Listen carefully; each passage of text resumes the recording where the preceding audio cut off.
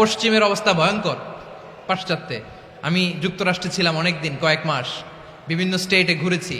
গার্ডিয়ানরা উদ্বিগ্ন, ছেলে মেয়েদেরকে, ছোট্ট ছেলে মেয়ে, ওদেরকে জিজ্ঞেস করে, তুমি how do you feel right now inside yourself, তুমি ভিতরে ভিতরে কেমন ফিল করো, তোমার কি ছেলে ছেলে লাগে না মেয়ে মেয়ে লাগে?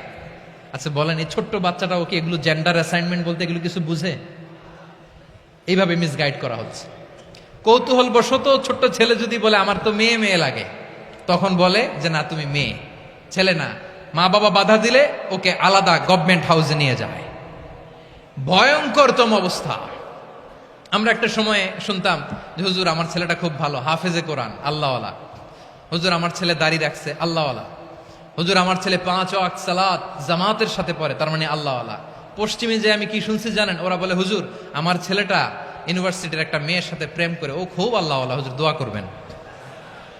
এর কারণ ওদের কাছে আল্লাহওয়ালার ক্রাইটেরিয়া হচ্ছে হুজুর আমার ছেলেটা আরেক ছেলের পছন্দ করে নাই, আমার মেয়েটা আরেক মেয়েকে ভালোবাসে নাই, এজন্য আমার ছেলেটা আল্লাহওয়ালা, হুজুর ওর জন্য একটু দোয়া করে দিয়েন। কি চ্যালেঞ্জ ওরা ফেস করতেছে। ওনার ছেলে যে আরেক ছেলেরে বিয়ে করবে না, এটাতেই উনি খুশি যে আলহামদুলিল্লাহ আমার ছেলেটা একটা মেয়েরে ভালোবাসে, আমার মেয়েটা একটা ছেলেরে ভালোবাসে, মানে এটা খুব আল্লাহওয়ালা। নাউজুবিল্লাহ পড়তে পারলেন না? এজন্য অশ্লীলতার সাথে আমাদের কোনো সম্পর্ক